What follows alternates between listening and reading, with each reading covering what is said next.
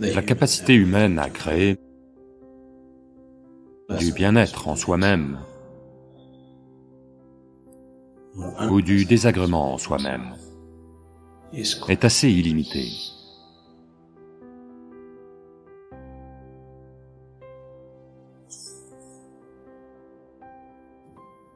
Si c'était un choix conscient, je crois que personne ne choisirait le désagrément. Malheureusement, trop d'êtres humains, pendant une trop grande partie de leur vie, s'attardent sur le désagrément. Et ce n'est pas parce que quelque chose ne va pas dans le monde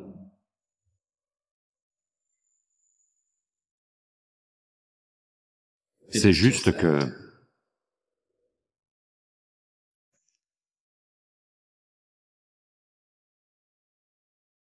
ce que vous appelez l'humain est une certaine dimension de liberté. Quand nous avons dit que le seul but de la vie est mukti, ou la libération ultime, ce n'est pas une idée inventée, ce n'est pas une idée concoctée par quelqu'un qui se sentait très enchaîné. Ce n'est pas l'idée d'un être embrouillé.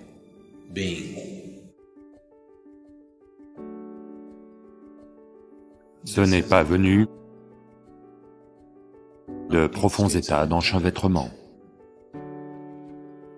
C'est venu simplement en examinant la nature, de la façon dont un être humain est construit fondamentalement.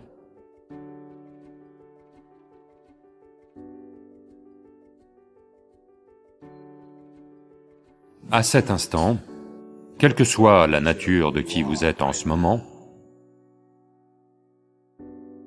parce que cela se produit essentiellement par choix, et le choix est le résultat d'une certaine liberté profondément enracinée, qui peut aisément avoir été voilée.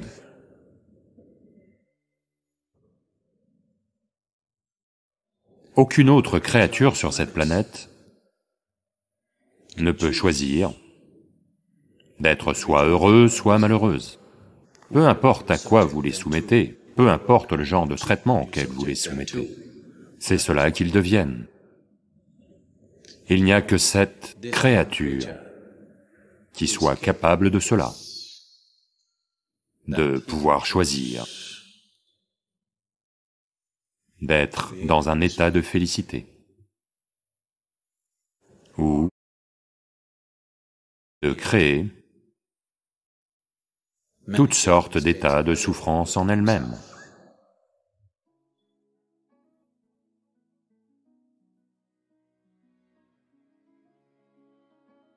Donc le fondement même de la nature humaine vient de cette liberté. C'est en exerçant cette liberté que vous pouvez permettre à votre humanité de déborder. Quand nous disons être humaine ou être humain, malheureusement, la plupart des gens font référence à des actes de bonté. Non, être humain signifie essentiellement que vous pouvez choisir quelle est votre expérience à cet instant dans votre vie. Et si le choix était conscient, de toute évidence, it would be one of blissfulness. Vous choisiriez la félicité. Nous devons redéfinir ce contexte social. où l'humanité est assimilée à la bonté. Parce qu'il y a tellement d'êtres humains qui se sentent terriblement perdus. Ils ont inventé ceci, que la bonté est la plus grande chose que vous puissiez faire. Non, la félicité est la plus grande chose que vous puissiez faire. Parce que la pierre angulaire de cet être est la liberté, et le but ultime est la liberté. Nous avons seulement dit libération ultime, nous n'avons jamais dit Dieu ultime, parce qu'il n'y a rien de tel. Les dévots sur la planète, ceux qui sont perdus dans la dévotion, ressemblaient en général à des fous, pour ceux qui se croyaient intelligents. Mais vous devez comprendre, un dévot est quelqu'un qui passe le maximum de son temps dans la vie dans cet état de félicité. C'est lui qui exerce véritablement ce choix. C'est juste que il est peut-être devenu socialement incompatible, parce qu'il n'a pas pris soin d'autre chose. Mais s'il le souhaite, il peut aussi s'occuper d'autre chose. Peut-être qu'il ne s'en soucie pas. C'est un choix très intelligent que l'on doit faire. Voulez-vous avoir tout, ou voulez-vous devenir tout? Si vous essayez de tout avoir, à votre mort, vous serez un vieil homme ou une vieille femme frustré. Cela ne fait aucun doute. Si vous avez le moindre doute, essayez encore une vie de plus. Si vous avez un doute, essayez. Après tout, où est le problème? Il y a de nombreuses vies. Vous croyez en de nombreuses vies, alors où est le problème? Vous pouvez essayer et en gaspiller une de plus. Essayez de tout avoir, et voyez. Vous ne ferez que mourir frustré à la fin de votre vie. Donc c'est un choix intelligent que fait Radhe. Au lieu de tout avoir, tout devenir. Ça, c'est une possibilité. C'est un état béni. C'est quelque chose dont tout être humain est capable. Votre désir est de tout devenir. Votre mental l'a mésinterprété, comme essayer de tout avoir. Une fois que vous devenez esclave du processus de pensée logique, maintenant il confond ce désir de devenir tout avec avoir tout, avec posséder tout. Si l'on ne se permet pas d'être plongé dans la félicité de cette existence, mais que l'on choisit plutôt d'être dans la tourmente de sa propre existence psychologique, si tel est le choix que l'on fait, et que de plus ils ont l'audace de croire qu'ils sont intelligents,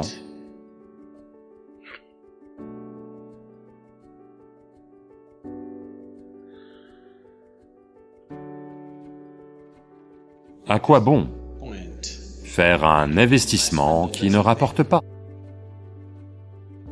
Vous faites un investissement qui ne rapporte rien, et vous continuez à prétendre que c'est un bon investissement.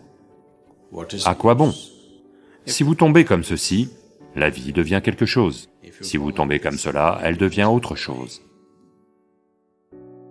C'est juste comme une pièce de monnaie. Si vous la lancez, au début, elle oscille dans tous les sens. Quand elle oscille, vous voyez, par flash, des phases de ceci et cela.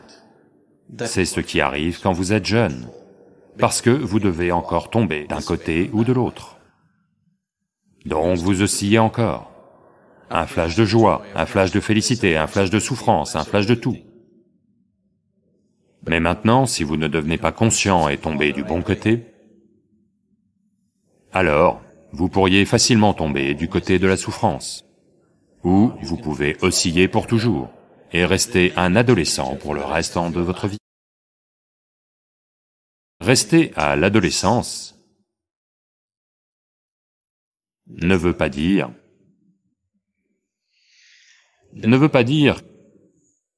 que vous restez jeune pour le restant de votre vie. Cela veut simplement dire que vous restez à moitié développé pour toujours.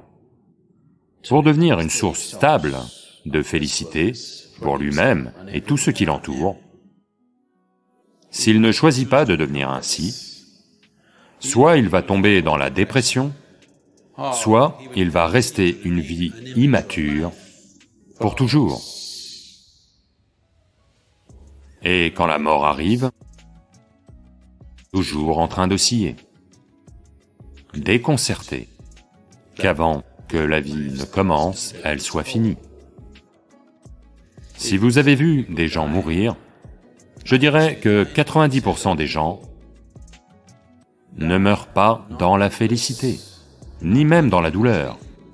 Ils meurent simplement désemparés. Il y a un regard de perplexité sur leur visage, parce que quand le dernier instant arrive, soudain ils réalisent qu'ils n'ont jamais vécu. Ils ont oscillé en permanence. Ceux qui ont sombré dans une dépression profonde, toute une vie, ils vont mourir misérables. C'est un type d'état établi. Ceux qui sont dans la félicité, il n'y a rien à dire à leur sujet. Mais les autres sont juste déconcertés, parce que ils passent toute leur vie dans leur tête. Et quand arrive l'instant de la mort, ce n'est plus un processus psychologique, c'est pour de vrai, croyez-moi. Il n'y a pas que la mort qui soit réelle, la vie aussi est réelle. Mais il faut l'absolu de la mort. La mort est absolue. La vie semble être relative, mais elle ne l'est pas. La vie et l'expérience de la vie, pour la plupart des gens, semble être relative, mais la mort est absolue.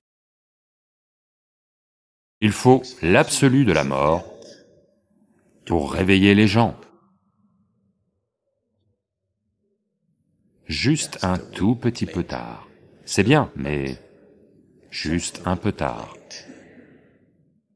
Vous pourriez le faire aujourd'hui, vous savez, juste au cas où vous mourriez demain. Vraiment. Juste au cas où, si vous mourrez demain, mieux vaut vous réveiller aujourd'hui, n'est-ce pas? Supposons que vous surviviez aujourd'hui, faites-le au moins demain, s'il vous plaît. Parce que l'essence de votre existence est le choix. Si vous n'exercez pas ce choix, alors vous n'allez jamais vous établir en tant qu'être humain. Vous allez juste rester une créature de plus qui doit encore être, qui doit encore prendre forme.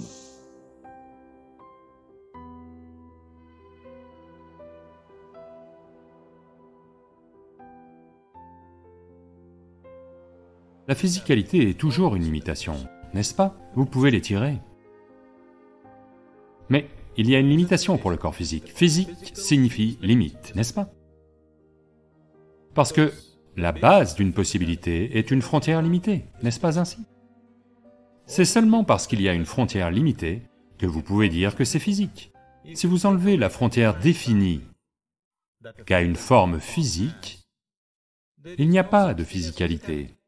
Ce qui est illimité n'est pas physique, n'est-ce pas? Alors y a-t-il une limite? Assurément, il y en a une. La nature vous a équipé de substantielles limites. Mais ce dont je parle, c'est que vous inventez de nouvelles limites. Ce n'est pas nécessaire. Telle quelle, la nature vous a équipé de suffisamment de limites. Vous n'avez pas à inventer de nouvelles limites et à vous rendre beaucoup plus petit que vous n'êtes. Un être humain est... On parle tellement de Dieu et du ciel et d'absurdité, principalement parce que les êtres humains n'ont pas réalisé l'immensité de ce que ça veut dire d'être humain. C'est le principal problème.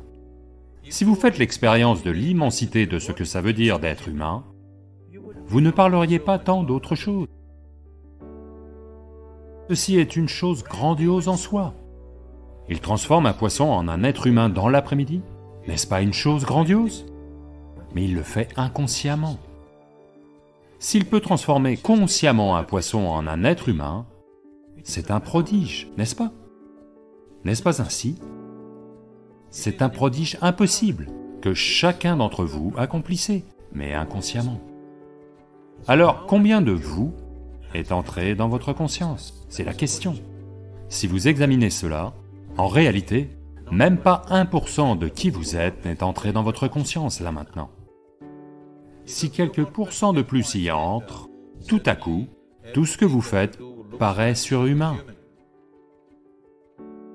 Maintenant, les gens autour de moi sont témoins chaque jour de choses qu'ils ne peuvent pas comprendre. Alors les gens n'arrêtent pas de dire « Sadhguru, êtes-vous surhumain? Êtes-vous un être humain ?»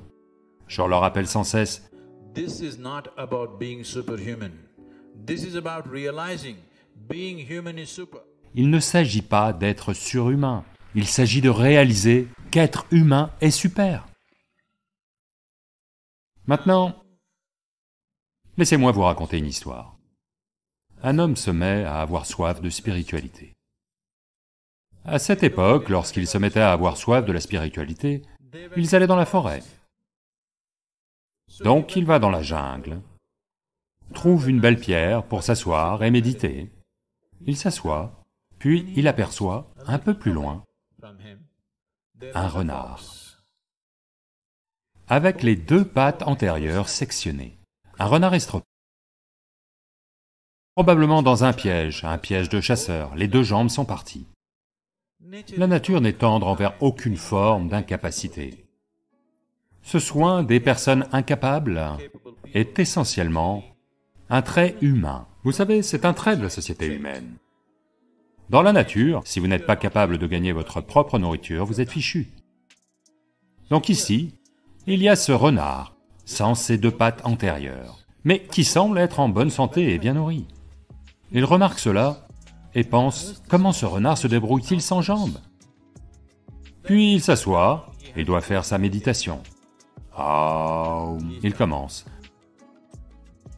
Aum, aum, aum continue un certain temps. Le soir venu, il entend le rugissement d'un lion. Dès qu'il entend grrr, Aum disparaît. Et il grimpe en haut d'un arbre et s'assoit. Il oublie la méditation. Puis le lion arrive, avec un morceau de viande dans la gueule. Arrive et le dépose devant le renard estropié. Et le renard mange cette viande et le lion s'en va. Cet homme pense, « Oh, ceci est un message divin. Dieu essaie de me dire quelque chose. »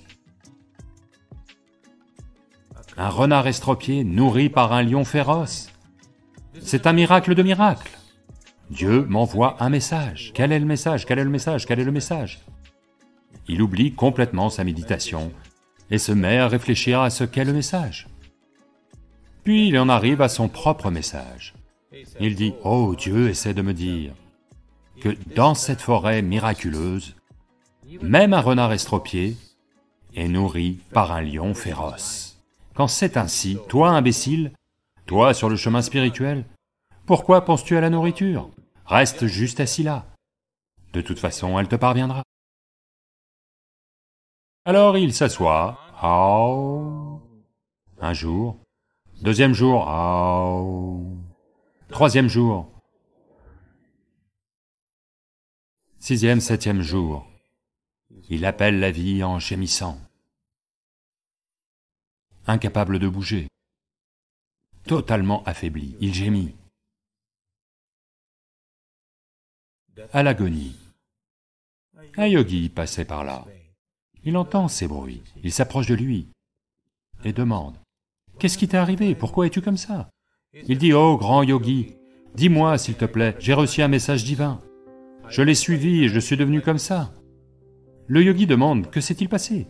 Il dit, « Là, regarde ce renard, regarde-le, il est bien nourri.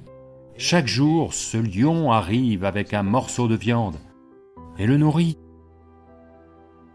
Ne penses-tu pas que c'est un message divin? Dis-le-moi, s'il te plaît, est-ce un message divin? Le yogi dit, à coup sûr, c'est un message divin. Mais pourquoi as-tu choisi d'imiter un renard estropié plutôt qu'un lion généreux?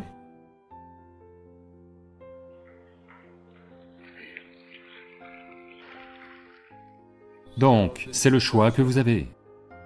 Si vous imitez un renard estropié, un lion généreux semble être un miracle. Ce n'est pas un miracle, c'est faisable. Oui, c'est faisable. Ça n'a rien de miraculeux. Mais il y a deux façons de voir.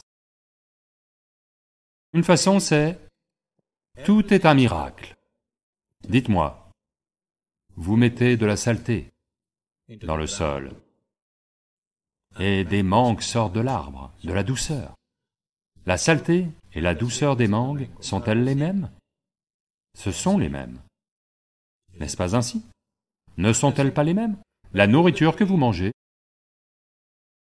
et ce que vous faites dans vos toilettes le lendemain sont les mêmes, n'est-ce pas ainsi? Oui ou non? Si vous mettez cette même saleté dans le champ demain, à nouveau cela devient votre nourriture, n'est-ce pas ainsi? C'est la même chose.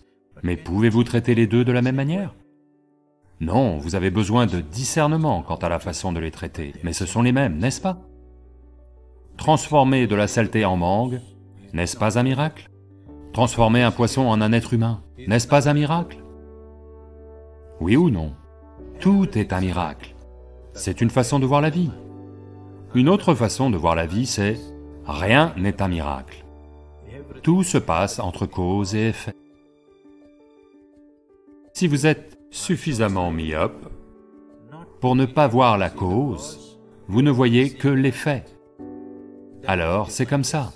Si vous êtes capable de voir à la fois la cause et l'effet, tout est explicable, tout est répétable, tout peut être produit.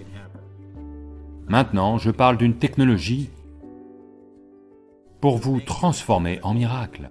Mais ce n'est pas un miracle. Toutes les technologies ressemblent à des miracles, n'est-ce pas? Supposez que vous n'y connaissiez rien en électricité, et la salle est sombre en ce moment, et je vous dis, maintenant regardez ça, je vais toucher cette partie du mur, et la salle va être inondée de lumière. Et si je le fais, waouh! Vous allez vous prosterner devant moi. Oui ou non? Tout ce que vous ne comprenez pas est un miracle pour vous, n'est-ce pas? Oui? Tout ce que vous êtes incapable de saisir est un miracle pour vous. Maintenant, je vais sortir quelque chose de ma poche, juste un assemblage de plastique et de métal. Je vais faire ceci et parler à quelqu'un en Inde, ou en Amérique, ou où vous voulez. Est-ce un miracle ou non? Le problème, c'est que vous l'avez tous, c'est ça le problème. Si j'étais le seul à l'avoir, vous savez, si j'avais eu un téléphone portable il y a 1000 ans, je serais devenu Dieu lui-même. La fichue chose m'est parvenue trop tard. Si j'avais eu une ampoule il y a 1000 ans, j'aurais pu devenir un dieu. La fichue chose est arrivée trop tard. Les technologies n'arrivent jamais à temps, vous savez. Tout ce que vous ne comprenez pas est un miracle pour vous.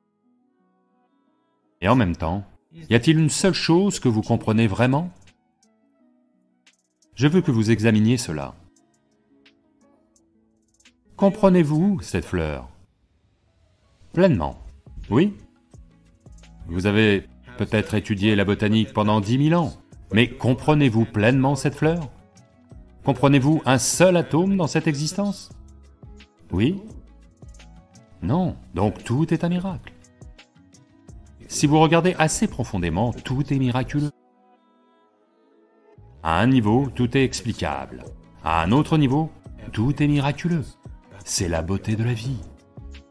Si vous avez la raison nécessaire et le sens nécessaire de l'émerveillement et de l'enquête en vous, vous pouvez tout savoir et tout de même vous interroger parce que vous pouvez étudier cette fleur pour le restant de votre vie et quand même vous interroger à son sujet, c'est la beauté de l'existence, n'est-ce pas? ou vous pouvez être un imbécile qui va tirer des conclusions sur cette fleur et croire que vous la connaissez. C'est la différence. Tout dans votre vie est comme ça, n'est-ce pas ainsi? Oui. Tout dans votre vie est comme ça. Donc c'est à la fois miraculeux et banal. C'est à la fois du domaine de la raison et au-delà de la raison. C'est à la fois humain et divin. Vous pouvez jouer entre les deux. C'est très beau. Vous pouvez aussi devenir un animal. Vous savez, très facilement les êtres humains peuvent se comporter comme des animaux, n'est-ce pas? Parce que ce qui est humain n'est pas établi. Vous pouvez passer librement, sans heurts, de la nature animale à la nature humaine à la nature divine, et inversement si vous le souhaitez. C'est très beau, ne le gâchez pas.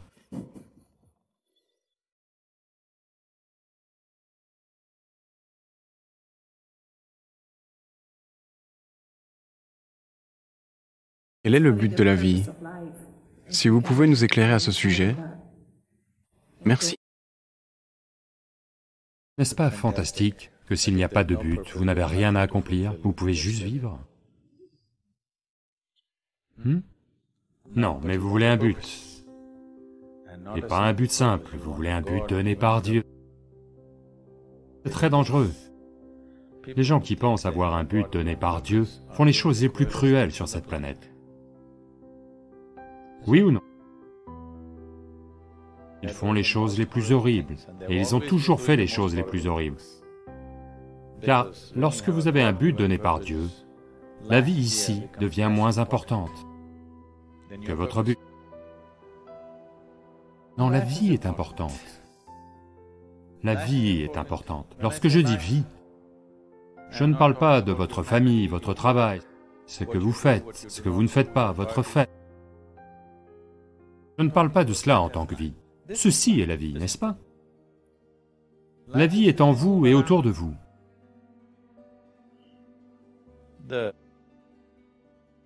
L'ambiance de la vie. Vous confondez l'ambiance de la vie avec la vie. Votre foyer, votre famille, votre espace de travail, votre fête, tout ça c'est l'ambiance de la vie. Ce n'est pas la vie, n'est-ce pas?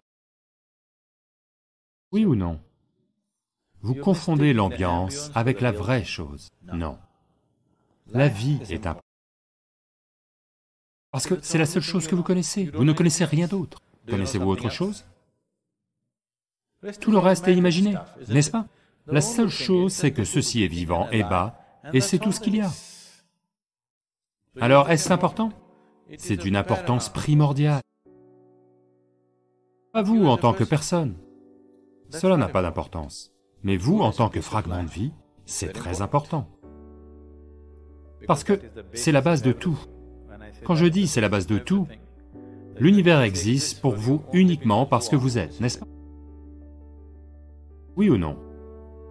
Le monde existe pour vous uniquement parce que vous êtes, sinon il n'existerait pas dans votre expérience. Donc, à tous les égards, ceci est important.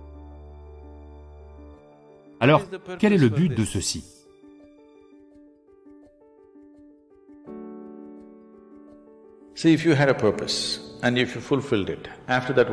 Voyez, si vous aviez un but, et si vous l'aviez accompli, après cela, que feriez-vous? Après cela, que feriez-vous?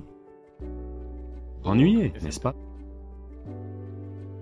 C'est juste que la vie est si complexe, et si phénoménalement complexe, que si vous passiez 10 000 ans à l'observer attentivement, vous ne la connaîtriez toujours pas entièrement. Vous passiez 1 million d'années à l'observer, avec une concentration absolue, vous ne pourriez toujours pas la connaître entièrement. Elle est ainsi. A-t-elle un sens? La chose la plus grandiose à propos de la vie est qu'elle n'a pas de sens. C'est l'aspect le plus grandiose de la vie. Elle n'a pas de sens, et il n'y a pas besoin qu'elle ait un sens. C'est la petitesse du mental qui le pousse à chercher un sens. Car psychologiquement, vous allez vous sentir un peu déconnecté de la vie si vous n'avez pas un but et un sens. Les gens essaient constamment de créer ces faux buts. Maintenant, ils étaient plutôt bien et heureux. Tout d'un coup, ils se marient. Maintenant, le but c'est l'autre personne. Puis, ils ont des enfants. Maintenant, leur relation devient malheureuse. Maintenant, la seule raison de traverser tout ce malheur, ce sont les enfants. Et ainsi, ça continue. Ce sont des choses que vous causez et considérées comme des buts de la vie. Et y a-t-il un but donné par Dieu? Et si Dieu ne savait pas que vous existiez? Non, je demande juste par hasard.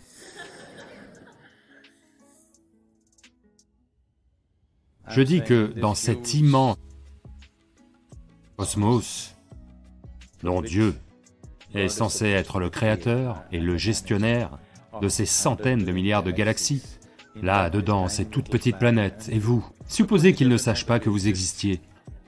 Que fait? Possible ou non? Je suis désolé, je profère de tels sacrilèges. Mais est-ce possible ou non? Et s'il ne savait pas que vous existez? Et s'il n'avait pas de plan pour vous? Supposons qu'il n'ait pas de plan individuel pour vous. Ne cherchez pas ce genre de choses. Le truc, c'est que la création est ainsi faite que le créateur et la création ne peuvent pas être séparés. Vous voici un fragment de la création. En même temps, la source de la création palpite en vous. Si vous prêtez un peu d'attention à ce processus de la vie, vous n'auriez besoin d'aucun but. Cela vous occuperait pour 1 million d'années si vous le vouliez. Il y a tant de choses qui se passent. Tant de choses signifie tant de choses incroyables se passent ici même. Si vous prêtez suffisamment attention, ça vous occupera 1 million d'années d'existence ou plus. Là maintenant, le besoin d'un but est apparu, parce que vous êtes piégé dans votre structure psychologique, pas dans votre processus de vie. Psychologiquement, votre structure psychologique fonctionne à partir de données limitées qu'elle a rassemblées. Dans ces données, elles tournent, et en ce moment, vos pensées, vos émotions sont devenues beaucoup plus importantes que votre vie, n'est-ce pas ainsi? N'est-ce pas ainsi? Donc, à cause de cela, vous cherchez un but pour vous échapper du piège que vous êtes tendu à vous-même. C'est un piège tendu par vous. Vous pouvez facilement vous en sortir. Si quelqu'un d'autre vous avait tendu le piège, difficile de s'en sortir, parce qu'ils vont tendre le piège de telle façon que vous ne puissiez pas en sortir, n'est-ce pas? Je parle de la vie, pas du mariage, c'est ce que je veux dire. C'est cela. Donc c'est un piège tendu par vous. C'est facile d'en sortir. Mais là est toute la question. La raison pour laquelle c'est aussi difficile, c'est maintenant, vous vous êtes identifié au piège. Il vous plaît. Il vous plaît, car il vous donne un certain sentiment de sûreté, et de sécurité, et de protection, et d'identité individuelle. Si vous construisez un cocon autour de vous, cela vous donne de la sécurité, mais ça vous emprisonne aussi. Les murs de la préservation de soi sont aussi ceux de l'emprisonnement de soi. Quand ça vous protège, ça vous plaît. Quand ça vous restreint, ça ne vous plaît pas. C'est pourquoi nous avons des portes. Nous aimons les murs, car ils nous protègent. Nous avons des portes pour que nous puissions les ouvrir et sortir quand nous le voulons. Aussi agréable que ce soit, nous voulons quand même sortir, n'est-ce pas? Donc il en est ainsi avec chaque piège que vous tendez. Peu importe comment c'est agréable, vous voulez quand même sortir. Donc le mur psychologique que vous avez construit, qui vous donne une certaine notion d'identité, qui vous donne le sentiment d'être une personne individuelle, et qui vous donne de la sécurité, vous commencez à le ressentir comme un piège. Quelque part, vous voulez le démolir. Alors, une manière de ne pas le démolir est de trouver un but. Ceux qui trouvent un but à leur vie, ils deviennent si prétentieux. Ils vivront dans leur propre piège pour toujours, pensant qu'ils font la chose la plus fantastique. La première chose qu'il vous faut, c'est de l'équilibre. Si vous avez de l'équilibre, alors vous pouvez grimper. Si vous manquez d'équilibre, mieux vaut rester au sol, n'est-ce pas? Il n'est pas prudent pour quelqu'un qui n'est pas équilibré de grimper haut. Mieux vaut que vous restiez près du sol, vous ne devriez pas grimper.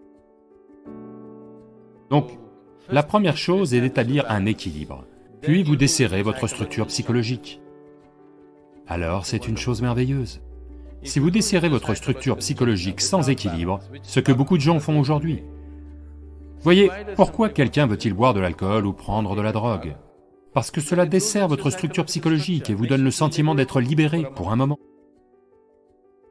Mais sans l'équilibre nécessaire, vous n'avez pas travaillé sur l'équilibre, mais vous avez la liberté. La liberté sans équilibre, c'est la destruction, l'anarchie, n'est-ce pas? Donc la première chose, c'est de travailler l'équilibre, un énorme sens de l'équilibre. Ou, même si vous démantelez votre structure psychologique, vous pouvez simplement vivre ici. Démanteler votre structure psychologique est un processus important, parce que c'est votre piège. C'est votre sécurité, c'est votre stabilité, en même temps, c'est votre piège. Parce que les murs sont en place, vous vous sentez en sécurité, mais c'est aussi votre piège. Si vous démantelez votre piège, vous démantelez aussi votre sécurité, n'est-ce pas? Vous démantelez aussi votre sentiment d'avoir un but, vous démantelez aussi tout ce qui compte pour vous. Donc ça demande de l'équilibre. Sans équilibre, si vous démantelez, vous deviendrez fou. Mais ne cherchez pas un but, car si vous cherchez un but, vous cherchez la folie. Si vous en trouvez un, à coup sûr, vous êtes... Oui. Si vous pensez avoir trouvé un but dans la vie, vous êtes à coup sûr devenu fou. Car seules les personnes folles ont un but. Ou alors, les personnes qui ont un but sont folles à bien des égards. Ce sont des choses que vous créez dans votre mental et que vous croyez être vraies, n'est-ce pas? Là, tout de suite, me battre pour mon pays, et mon but. Là, tout de suite, si c'est nécessaire, je me battrai, sachant parfaitement bien que c'est un combat sanglant et inutile. Oui, alors vous vous battrez seulement dans la mesure où c'est nécessaire. Si vous pensez que c'est votre but, vous voudriez détruire le monde entier au nom des bêtises auxquelles vous croyez, n'est-ce pas? Si quelque chose est nécessaire, nous allons le faire. Avec une absolue implication. Il n'y a pas d'autre but. Le but de la vie, c'est de vivre, et de vivre totalement. Vivre totalement ne signifie pas faire la fête tous les soirs. Vivre totalement veut dire, avant que vous ne mouriez, tous les aspects de la vie ont été explorés. Rien n'est resté inexploré. Oui. Avant que vous ne mouriez, même si vous n'explorez pas le cosmos, au moins, ce fragment de vie, vous devez le connaître dans sa totalité. Vous devriez au moins faire cela pour vous-même, n'est-ce pas? C'est cela, vivre totalement. Que vous fassiez l'expérience de la totalité de ceci, toutes les dimensions de ce que c'est. Vous n'avez rien laissé inexploré. Faites juste ça. Ça va prendre beaucoup de temps. C'est un suffisamment bon but pour vous.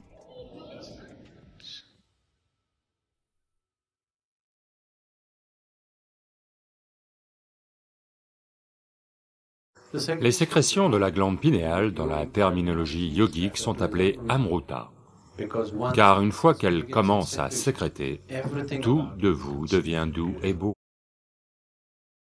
Ce n'est pas la sexualité qui les limite, mais c'est l'identification excessive avec le physique qui les limite. Si vous rendez cela trop important, vous allez devenir perverti dans votre tête. Si vous essayez de l'oblitérer, vous allez devenir encore plus perverti dans votre mental.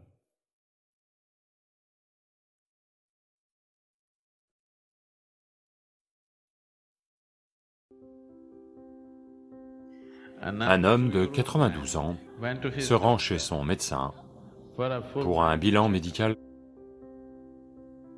Le médecin l'examine et lui dit, « Eh bien, mon vieux, pour votre âge, vous êtes très bien, tout va bien pour vous. Mais l'homme répond, « Mais docteur, qu'en est-il de ma vie sexuelle ?» Alors, le médecin demande, « Vous y pensez ou vous en rêvez ?»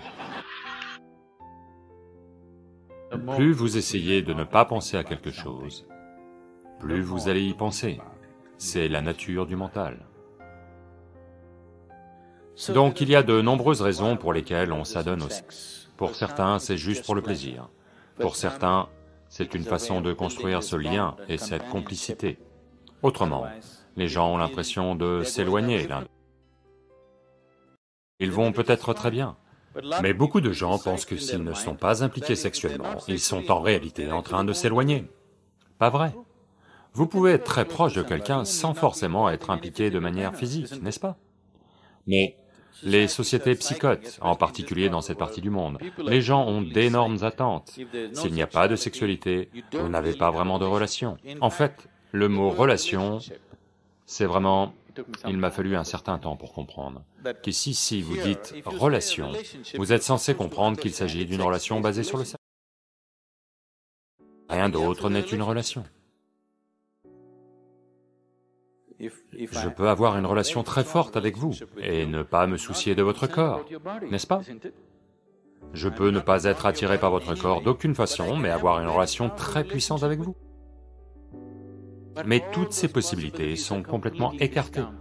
Une relation signifie que vous devez être d'une façon ou d'une autre impliqué physiquement, homme-femme, ou homme-homme, ou femme-femme, comme vous voulez. Essentiellement, c'est basé sur le corps. Quel type de corps? C'est un choix individuel, mais essentiellement, c'est basé sur le corps. Cela s'est produit parce que, quelque part, notre identification avec le corps a dépassé les niveaux normaux d'identité.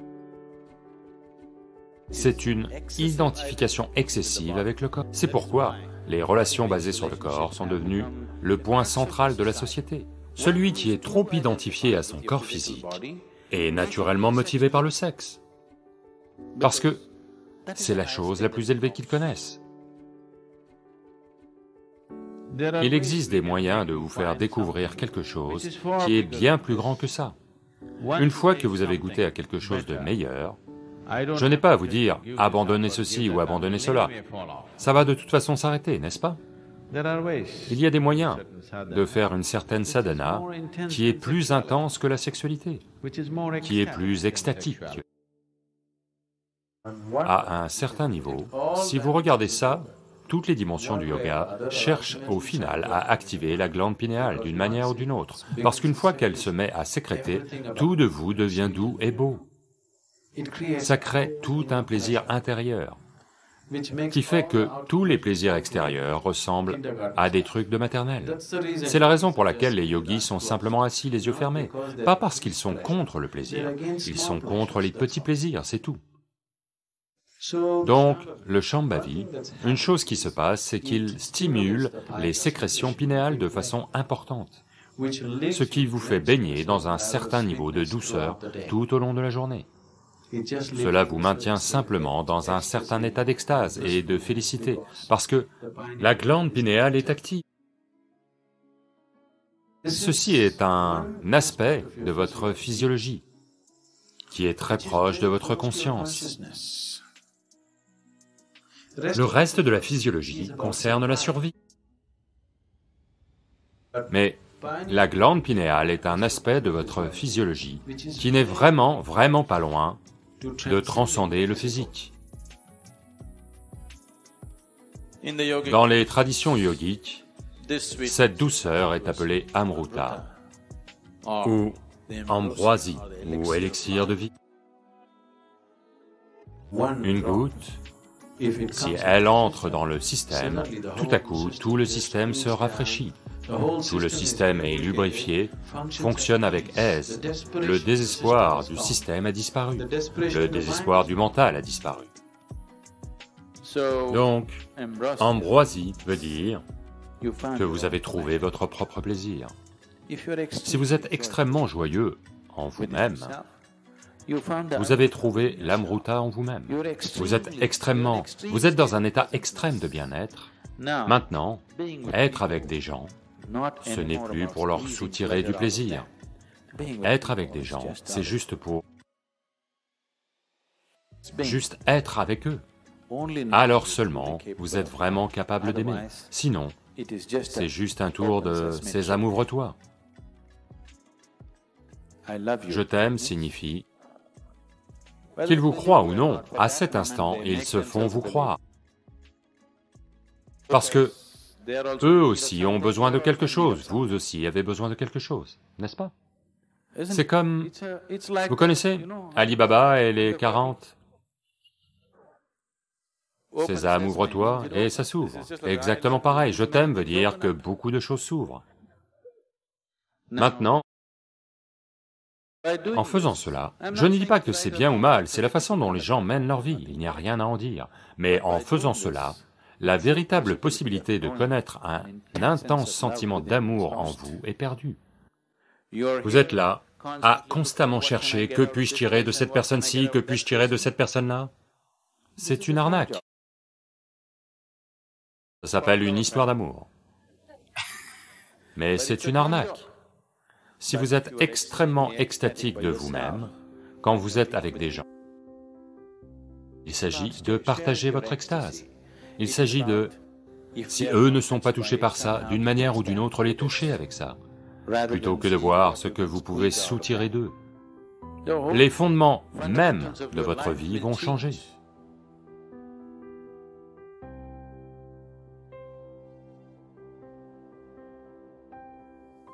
Oui et non, dans le sens où ce n'est pas la sexualité qui les lie,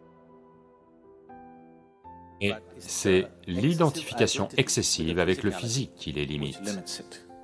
Donc, ce n'est pas la sexualité en soi qui devient la barrière, mais l'attachement qu'elle crée au physique, qui à coup sûr devient la barrière. Cette question vient d'une certaine quantité de bouts d'histoire, les rumeurs que vous avez entendues sur la façon dont vous pourriez assimiler votre propre sperme et le faire monter vers votre possibilité plus élevée. Oui, c'est vrai. En même temps, ce n'est pas du fait de l'abstinence qu'on le fait, c'est en intériorisant vos énergies que vous le faites. Ce n'est pas simplement que quelqu'un s'abstient de relations sexuelles et soudain ses énergies sont toutes organisées et elles s'élèvent. Ce n'est pas vrai. Si vos énergies s'organisent et commencent à s'élever, le besoin de sexualité peut s'évaporer pour vous. Mais cela ne vous rend pas incapable. Cela ne vous rend pas impuissant, mais le besoin a disparu. Ce n'est tout simplement plus compulsif. Et cela ne concerne pas que cette chose, toute compulsivité a disparu. Essentiellement, la majeure partie de la sexualité qui a lieu sur la planète a lieu du fait d'une certaine compulsion, n'est-ce pas? C'est un comportement compulsif. Lorsque vous devenez conscient, lorsque toute compulsivité disparaît, cela aussi disparaît. C'est juste que, comme les gens sont tellement axés sur le corps, ils pensent toujours spiritualité contre sexualité. Elles ne sont pas connectées. Elles ne sont pas connectées, l'une concerne le corps, l'autre est une autre dimension. C'est simplement parce que les gens sont si... Comme les religions du monde, les écoles de morale et les écoles d'éthique l'ont toujours critiqué, ça a pris une très grande importance dans la tête des gens. Ils pensent que la seule façon de savoir quelque chose d'autre est de rester à distance de cela. Parce que, quelque part, vous n'êtes pas capable d'accepter la biologie de base d'un être humain. Ce qui est une tragédie, que vous ne puissiez pas accepter la biologie de base. Vous devez soit la célébrer, soit la jeter aux égouts. Aucun des deux n'est nécessaire. Vous pouvez simplement regarder la limitation qu'elle représente et la possibilité qu'elle représente. Donc, si du fait de l'impureté du sexe, votre spiritualité va être perturbée, je veux que vous sachiez que Votre naissance même est impure. Lorsque vous êtes issu d'une naissance si impure, où est la possibilité pour vous? Il n'y a pas de possibilité pour vous. Il n'y a que si vous êtes tombé. D'ailleurs, si la cigogne vous a laissé tomber, qu'il est possible pour vous de devenir spirituel. Si votre mère vous a donné naissance normalement, ce n'est pas possible pour vous.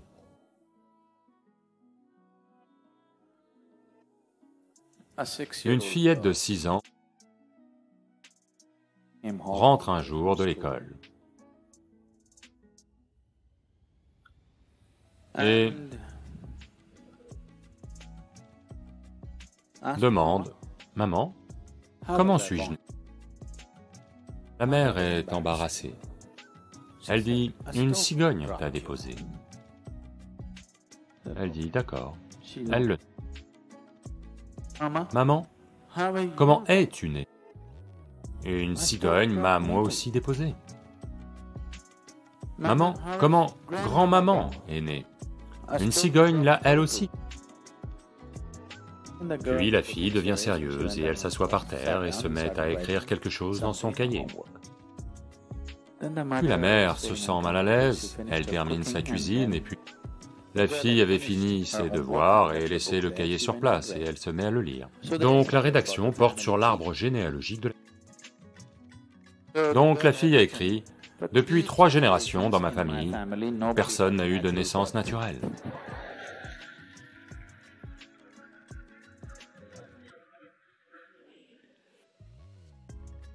Donc à cause d'idées absurdes, soit nous exagérons quelque chose, soit nous essayons de le minimiser inutilement.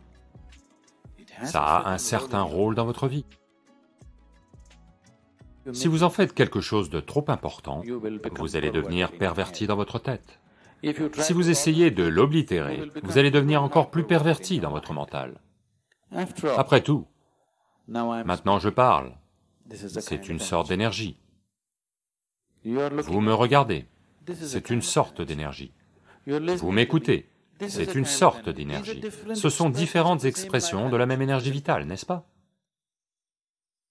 Maintenant, la sexualité est aussi une autre expression de la même énergie.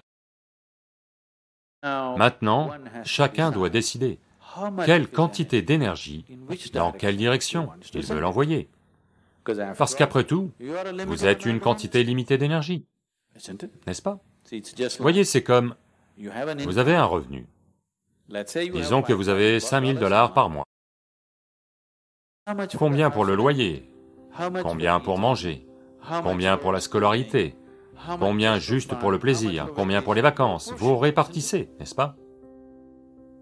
Demain matin, vous recevez votre salaire. Le soir, vous sortez et vous le dilapidez. Maintenant, le mois prochain va être difficile, n'est-ce pas? Bien sûr, vous avez une carte de crédit, mais... Tout dans votre vie, si vous gérez votre vie de façon sensée, tout dans votre vie est réparti en fonction de votre compréhension, de vos besoins et de vos capacités, n'est-ce pas? Oui? Votre argent, temps, énergie, tout n'est-il pas réparti comme vous le souhaitez? Ça aussi, c'est la même chose. Dans quelle mesure? Tout d'abord, en avez-vous besoin? Ou le faites-vous parce que socialement, on vous a monté la tête? S'il y a un besoin, si je vous demande d'arrêter, vous allez devenir perverti parce que tout va se passer dans votre tête. Si quelqu'un vous dit « tu dois le faire », si tu ne le fais pas, tu n'es pas normal, un autre genre de perversion va apparaître. Aucun des deux n'est nécessaire. Après tout, vous ne cherchez pas un homme ou une femme, vous cherchez un certain niveau de bien-être. Donc, une fois que vous éprouvez un certain niveau de bien-être, n'aimeriez-vous pas approfondir cela? Parce que, quel que soit le bien-être éprouvé, peut-être avez-vous utilisé l'autre personne, mais le bien-être s'est produit en vous, pas vrai? Donc, supposez que le bien-être est de toute façon lieu en vous, l'autre personne n'est qu'une clé pour y avoir accès. N'aimeriez-vous pas avoir la clé entre vos mains? Oui. De sorte que si vous vous asseyez comme ça, Vous êtes pleinement activé. Vous n'avez besoin de personne. Voyez, quoi que ce soit dans votre vie, que ce soit pour le plaisir, l'argent, l'amour, ceci, cela, peu importe quoi, dès que vous devenez dépendant d'une autre personne, personne sur cette planète n'est vraiment fiable, n'est-ce pas? J'entends sans arrêt ces plaintes partout. Certaines personnes, en général des femmes, se plaignent constamment du fait que leurs maris sont excessivement physiques. Certaines femmes se plaignent constamment, ils ne me touchent jamais. Quoi qu'il arrive, c'est un problème, parce que ça ne se passera jamais exactement comme vous le voulez. Tant qu'une autre personne est impliquée, rien ne se passera jamais à 100% comme vous le voulez, n'est-ce pas? Oui ou non? Ça n'arrivera jamais. Peu importe si vous épousez un dieu, ça n'arrivera tout de même pas. Tant que votre façon d'être, votre sentiment de plaisir et de joie dépend d'une autre personne, vous vous plaindrez toujours de quelque chose. Peu importe à quel point l'autre personne est merveilleuse. Donc, dans ce contexte, il est possible que les gens aient parlé de célibat, parce que ils ont dit, faites une pause, parce que pour extraire du plaisir de quelqu'un, vous devez jouer tout un tas de tours. Ça n'arrive pas simplement. C'est ce qu'on appelle courtiser. Une fois que vous allez à la cour, le jour du jugement viendra. Cela demande énormément de temps, d'efforts, d'énergie, et toutes sortes d'autres choses, frustration, jalousie, problèmes, tout ce qui s'y rattache. Donc quelqu'un a dit, prenez un peu de congé de ces choses, et voyez si ça pourrait être généré en interne, et ensuite être avec les gens sera plus de par votre amour que de par vos besoins. Ce qui est à coup sûr une meilleure façon d'être avec les gens, n'est-ce pas? C'est à coup sûr une meilleure façon d'honorer un être humain, n'est-ce pas? Prêtez un peu plus d'attention à celui-ci, au lieu de prêter attention à celui-là, à celui-là et à celui-là. Prêtez à celui-ci un peu plus d'attention. Cela produira beaucoup plus de plaisir que quiconque ne peut en produire pour vous.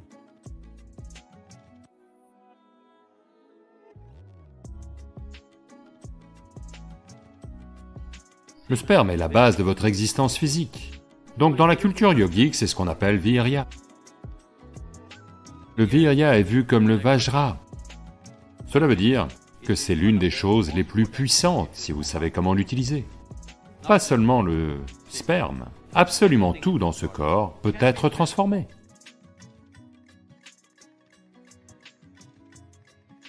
Sadhguru, deuxième question des réseaux sociaux. Aryan Sen pose cette question. Quelle est l'importance du sperme chez l'homme pour le bien-être physique, mental et spirituel?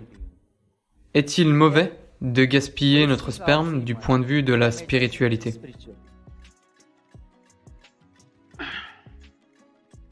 Eh bien, vous savez, le sperme est la base de votre existence physique.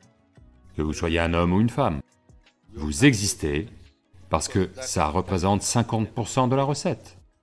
Oui.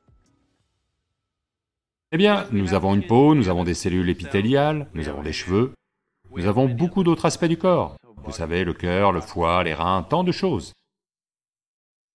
Toutes ces cellules ont une certaine force à leur manière.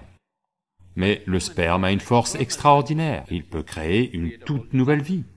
Oui, aujourd'hui, on peut prendre une cellule épithéliale et faire beaucoup de choses en laboratoire, et on peut peut-être vous cloner, d'accord? Donc le potentiel est là aussi, mais ça n'a pas la même dynamique que dans une cellule que vous appelez sperme. Donc, dans la culture yogique, c'est ce qu'on appelle virya. Virya désigne aussi ce que vous appelez vajra, qui veut dire stabilité ou diamant, qui est la chose la plus dure. Donc dans le corps humain, le virya est vu comme le vajra. Ça veut dire que c'est l'une des choses les plus puissantes si vous savez comment l'utiliser. Eh bien, comment l'utiliser? Vous pouvez l'utiliser pour produire un enfant. c'est une chose. Mais si vous...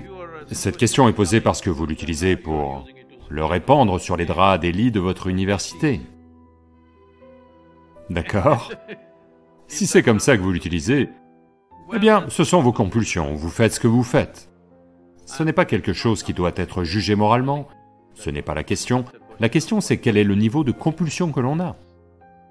Mais, quoi que ce soit dans ce corps, est-ce que ça peut être transformé pour fonctionner à un autre niveau?